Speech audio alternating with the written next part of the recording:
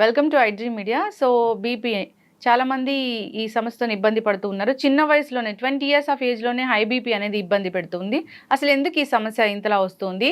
మరి బీపీకి టాబ్లెట్స్ వాడాల్సి వస్తే జీవితాంతం వాడాల్సిందా? వివరాలు తెలుసుకుందాం. ఈరోజు మనతో పాటు ఉన్నారు ప్రముఖ general physician doctor Prashanth Reddy garu from Renovo hospitals, Banjara Hills. Doctor garu నమస్తే అండి. నమస్కారం అండి. డాక్టర్ గారు, జనరల్గా హై బీపీ సో ఒకప్పుడంటే 40-50 ఏళ్లలో చూసేవాళ్ళము. ఇప్పుడు అలా కాదు, 20 ఇయర్స్ ఆఫ్ ఏజ్ నుంచి చూస్తూ ఉన్నాము. అసలు ఏంటి హై బీపీ, ఎందుకు వస్తుంది?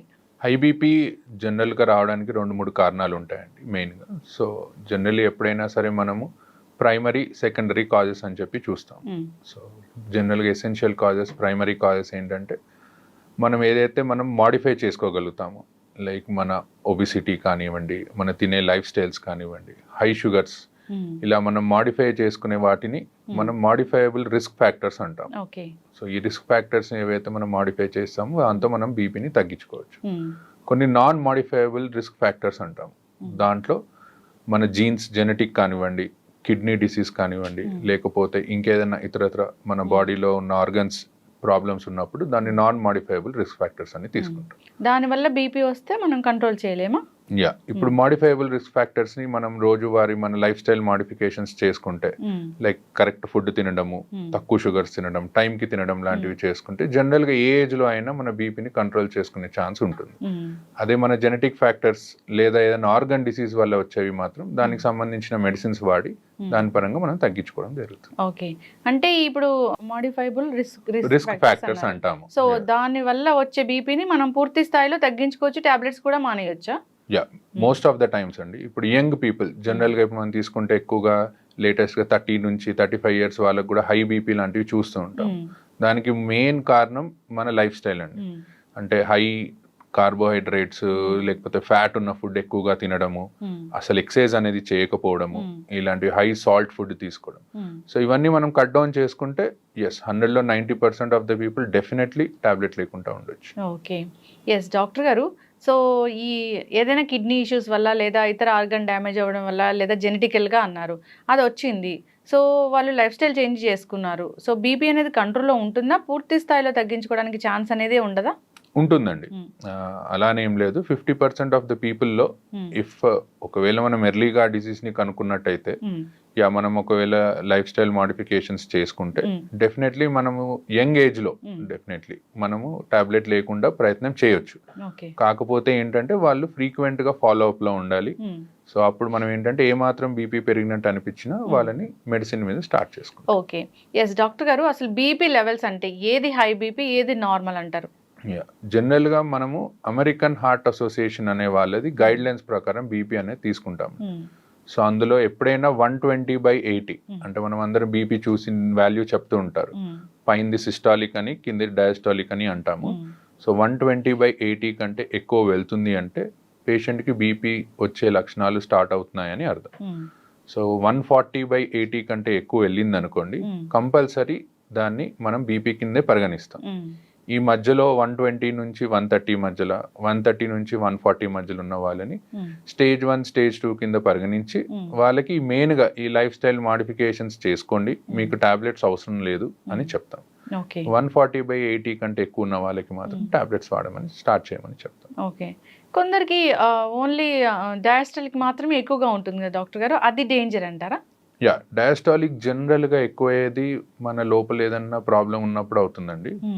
మెయిన్ గా కిడ్నీ డిసీజెస్ లో, లేకపోతే థైరాయిడ్ ఉన్న వాళ్ళలో, ఇలాంటి వాళ్ళు, ఒబిసిటీ ఉన్న వాళ్ళలో, లేదా sleeping disorders problem, obstructive sleep apnoea అంటాం, ఇలాంటి వాళ్ళలో జనరల్ గా మనం డయాస్టాలిక్ బీపీ కూడా ఎక్కువ అవడం చూస్తుంటాం. India it's more dangerous than this systolic BP ఎక్కువ. సో దానికి కంపల్సరీ మెడిసిన్ వాడాల్సిందే. ఓకే, డయాస్టాలిక్ ఎక్కువ ఉన్నప్పుడు డయాస్టాలిక్ 90 కంటే ఎక్కువ ఉంటే మేము డెఫినెట్లీ ఫస్ట్ మెడిసిన్ అడ్వైస్ చేస్తాము, ఆ లైఫ్ స్టైల్ మాడిఫికేషన్స్ తో పాటు. ఒకవేళ తగ్గుతుంది అనుకుంటే మెల్లిగా మెడిసిన్ ని డిస్కంటిన్యూ చేస్తాం. ఓకే డాక్టర్ గారు, అసలు ఈ బీపీ 140/80 ఉంది. సో అలాంటి వాళ్ళు ఉప్పు ఎక్కువగా తినడం లేదా కొన్ని రకాల ఆహార పదార్థాలు ఎక్కువగా తినడం వల్ల బీపీ ఫ్లక్చువేట్ అవుతుంది, హై అవుతుంది అంటారు. సో అవి ఏంటంటారు? మెయిన్గా సాల్ట్ అండి. సాల్ట్ ఇంటేక్ ఎప్పుడైనా సరే తక్కువగా ఉండాలి. ఇప్పుడు కొంతమంది తినాల్సిన దానికంటే మోతాదుకు మించి సాల్ట్ తీసుకుంటారు. సో ఫస్ట్ అది కట్ డౌన్ చేయాలి. దాంతోపాటు హై కొలెస్ట్రాల్ ఉన్న ఫుడ్ని ఎప్పుడైనా కట్ చేయాలి. కొలెస్ట్రాల్ ఎక్కువ అవుతే మన బ్లడ్ వెళ్ళేది తక్కువ స్పీడ్లో ఎక్కువగా వెళ్తుంది. సో ప్రెషర్ అనేది పెరుగుతూ పోతుంది. సో హై కొలెస్ట్రాల్ ఉన్న ఫుడ్స్ కానీ హై సాల్ట్ ఉన్న ఫుడ్స్ కానీ అవాయిడ్ చేసుకుంటే డెఫినెట్లీ మనం ఒక 5 to 10 డిఫరెన్స్ చూడొచ్చు బీపీలో. ఎస్, ఖచ్చితంగా డాక్టర్ గారు. సో డాక్టర్స్ టాబ్లెట్స్ ప్రిస్క్రైబ్ చేశారు. సో ఏ టైంలో, అంటే ప్రతిరోజు ఒకటే టైంలో వేసుకోవాలా, ఎప్పుడైనా టైం మారితే ఏమైనా ప్రాబ్లమా? సో టాబ్లెట్ వేసుకున్నామా లేదా అని మర్చిపోయి ఇంకో టాబ్లెట్ వేసుకుంటే ఏం జరుగుతుంది? జనరల్గా మన బాడీకి ఒక లైఫ్, మనకి ఎలా అయితే లైఫ్లో ఒక క్లాక్ లాగా ఉంటుందో మన బాడీకి కూడా ఒక క్లాక్ ఉంటుందండి. ఆ క్లాక్ ప్రకారమే మన హార్మోన్స్ రిలీజ్ అవ్వడము, మరి పని చేయడం లాంటివి ఉంటాయి. సో అందుకే జనరల్గా either mornings or evenings we advise. So either morning before 9 o'clock అట్లా లేదా 10 o'clock లోపు, ఈవినింగ్స్ అది అడ్వైస్ చేస్తాం. సో టైం ప్రకారం తీసుకుంటే ఏంటంటే మన బాడీకి సర్కేడియన్ రిథమ్ అని ఉంటుంది, దానికి బాడీకి అడ్జస్ట్ అయ్యి టాబ్లెట్ సరిగ్గా పనిచేస్తుంది. టాబ్లెట్ సరిగ్గా తీసుకోకపోవడం అంటే కొంతమంది ఒక రోజు తీసుకుంటారు, 2 రోజులు తీసుకోరు, మళ్ళీ తీసుకుంటారు. సో దానివల్ల మోర్ డేంజర్ దాని టాబ్లెట్ తీసుకోకపోవడం.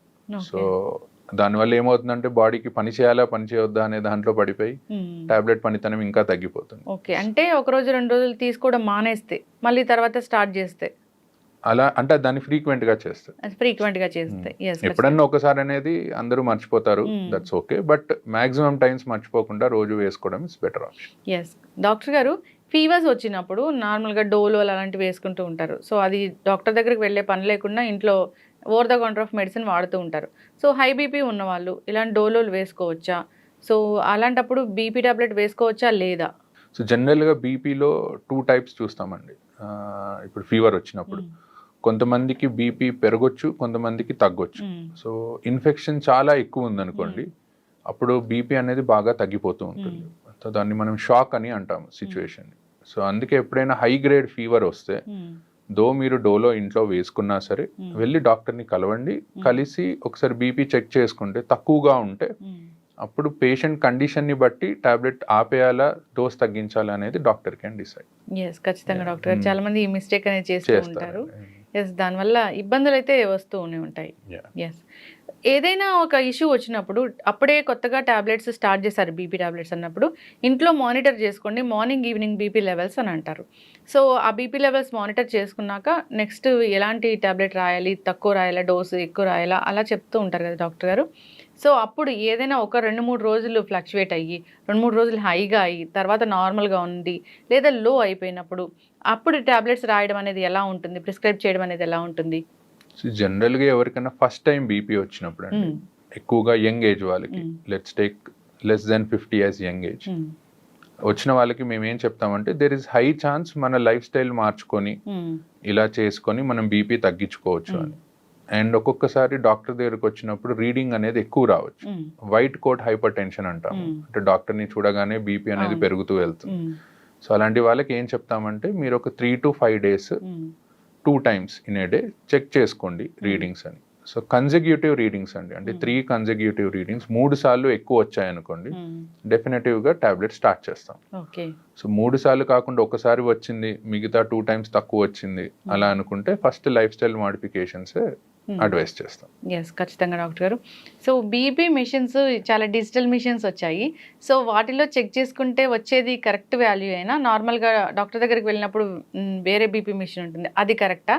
సో ఎట్లా అంటారు?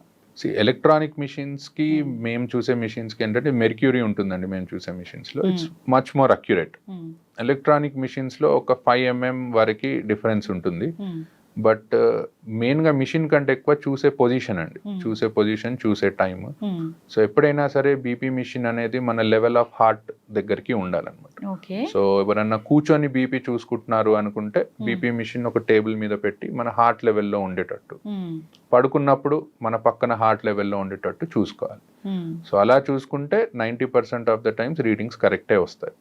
అండ్ మీరు అన్నట్టు దీనికి అండ్ మనం ఇంట్లో చూసుకునే ఎలక్ట్రానిక్ మిషన్స్కి ఒక 5 mm వరకు డిఫరెన్స్ ఉంటుంది. అండ్ బోత్ హ్యాండ్స్లో కూడా మీరు ఒకవేళ చూసినా at the same time 5 to 10 mm of HG difference అనేది ఉంటుంది. ఎస్, ఖచ్చితంగా డాక్టర్ గారు. ఏదైనా కానీ ఈ బీపీ వచ్చినప్పుడు జాగ్రత్తలు తీసుకోవాలని కోరుకుందాం. చాలా మంది ఫాలోఅప్స్ కూడా వెళ్ళరు, సంవత్సరాల తరబడి అదే మందులు వాడుతూ ఉంటారు. సో అలా వాడటం కూడా డేంజరే కదా డాక్టర్ గారు? యా అండి, most important thing is follow up అండి. సో బికాజ్ ఏంటంటే కొన్ని టాబ్లెట్స్ కొన్ని కండిషన్స్లో డిస్కంటిన్యూ చేస్తాం. సపోజ్ ఒక 50-year పర్సన్కి మనం టాబ్లెట్ స్టార్ట్ చేసాం అనుకోండి, బై 60 years వచ్చేసరికి ఆయనకి వేరే ఏదైనా కాంప్లికేషన్ ఏదైనా ఉండొచ్చు, ఏజ్ పరంగా కిడ్నీ ప్రాబ్లం ఉండొచ్చు, డయాబెటీస్ వచ్చి ఉండొచ్చు, హార్ట్ ఇష్యూ వచ్చి ఉండొచ్చు. అలాంటప్పుడు ఆ టాబ్లెట్ కంటిన్యూ చేయాలా డిస్కంటిన్యూ చేయాలా అనేది మేము కండిషన్ని బట్టి మారుస్తూ ఉంటాం. సో ఫ్రీక్వెంట్ ఫాలోఅప్స్, ఎక్కువగా కుదరకపోయినా అట్లీస్ట్ ఒక 3 to 4 monthsకి ఒక్కసారైనా డాక్టర్ని వెళ్ళి కలవడం, ఏం టాబ్లెట్స్ వాడుతున్నారో చూడడం, అండ్ ఫ్రీక్వెంట్గా కిడ్నీ చెకప్ అనేది ఒకటి చేయించుకుంటూ ఉంటే బెటర్. బీపీ ఉంటే కిడ్నీ కూడా ఫెయిల్ అవుతుందని చెప్తారు కదా డాక్టర్ గారు? యా, జనరల్గా ఏంటంటే ఏ బీపీ కానివ్వండి, డయాబెటీస్ కానివ్వండి, మన బాడీలో కిడ్నీని, హార్ట్ని, ఐస్ని ఒకవేళ ఎక్కువగా ఉన్నాయి అనుకోండి లెవెల్స్, డ్యామేజ్ చేస్తూ ఉంటాయి. సో ఇవి లాంగ్ టర్మ్గా బాడీలో మనకి ఎర్లీ ఏజ్లో బీపీ వచ్చినట్టయితే లాంగ్ టర్మ్గా కాంప్లికేషన్స్ వచ్చే ఛాన్స్ ఎక్కువగా ఉంటుంది. కానీ మనం ఫ్రీక్వెంట్గా ఒకవేళ చెకప్ చేయించుకొని టాబ్లెట్స్ కరెక్ట్గా వాడితే మాత్రం మోస్ట్ ఆఫ్ ద టైమ్స్ ఎవరికి కిడ్నీ డిసీజెస్ అనేవి రావు. బీపీ పేషెంట్స్ని తీసుకెళ్ళినప్పుడు డాక్టర్స్ అడుగుతుంటారు బ్లర్ విజన్ ఏమైనా ఉందా మీకు అని, అది ఎందుకు డాక్టర్ గారు? బేసికల్గా హైపర్ టెన్సివ్ రెటినోపతి అని అంటామండి. అంటే హై బీపీ ఉండడం వల్ల ఐస్ డ్యామేజ్ అవుతూ ఉంటాయి, ఆ రెటీనా అనేది డ్యామేజ్ అవుతూ ఉంటుంది. అండ్ సో దానికోసం ఏంటంటే ఎవరైనా కొత్తగా బీపీ డయాగ్నోస్ అయిన వాళ్ళు, హై బీపీతో డయాగ్నోస్ అయిన వాళ్ళకి ఫస్ట్ వెళ్ళి ఒకసారి ఐ చెకప్ చేయించుకోమని చెప్తాం. ఎందుకంటే మనకి ఎన్ని రోజుల నుంచి హై బీపీ ఉందనేది తెలీదు, ఎంత డ్యామేజ్ అయిందనేది తెలీదు. సో ఒకసారి చెక్ చేయించుకొని దాని తర్వాత దెన్ వి గో అహెడ్. ఖచ్చితంగా డాక్టర్ గారు జాగ్రత్తలు అయితే తీసుకోవాలని కోరుకుందాం, ఫాలోఅప్కి వెళ్ళాలని కోరుకుందాం డాక్టర్ గారు. సో బీపీ అంటే అదేదో చిన్న విషయం కాదు, సో అది కంట్రోల్లో లేకపోతే ఆర్గన్స్ అనేవి డ్యామేజ్ అవుతాయి, కాబట్టి జాగ్రత్తలు తీసుకోవాలని కోరుకుందాం. చాలా చక్కటి ఇన్ఫర్మేషన్ అండి, ధన్యవాదాలు. Thank you.